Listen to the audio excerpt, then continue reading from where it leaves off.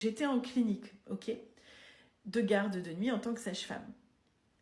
La sonnette sonne aux urgences, donc j'y vais et là, effectivement, je sens que la maman est en travail, il n'y a pas besoin de poser 1 milliard de questions, j'ai bien compris. Elle est en travail et là, je sens qu'on est proche de l'accouchement. Je la fais rentrer, je l'emmène vite en salle d'accouchement. Et je lui dis, écoutez, on pose vite le monitoring, détendez-vous, vous allez voir, ça va bien se passer. Je la rassure du mieux que je peux, bien sûr. Et je l'examine. Dilatation complète, je sens tout le sommet de la tête là, comme ça.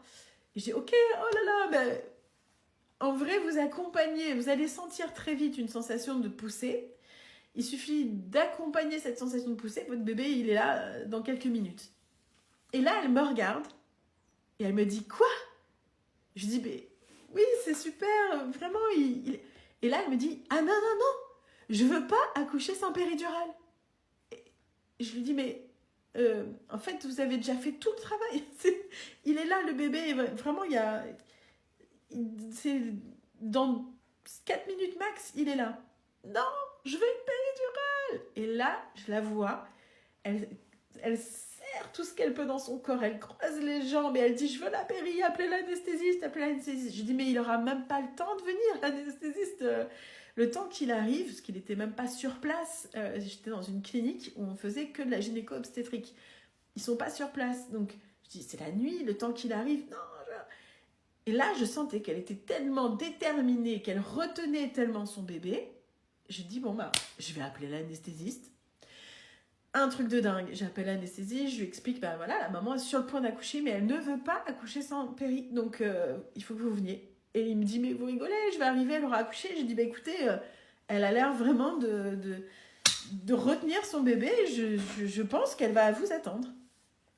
Et effectivement, un truc de fou.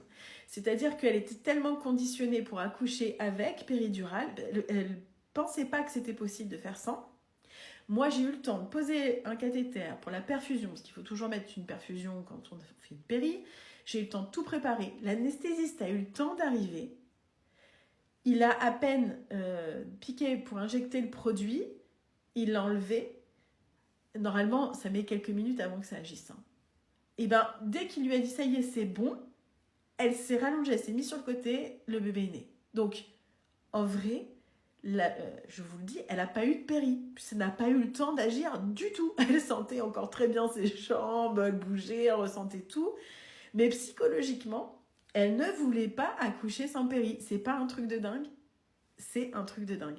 C'est pour ça que je vous dis, les mamans, parfois, on se conditionne pour vivre l'accouchement de telle ou de telle façon. Mais en vrai, il faut avoir aussi cette espèce de souplesse de se dire ça peut se passer différemment et je vais accompagner ce qui se passe.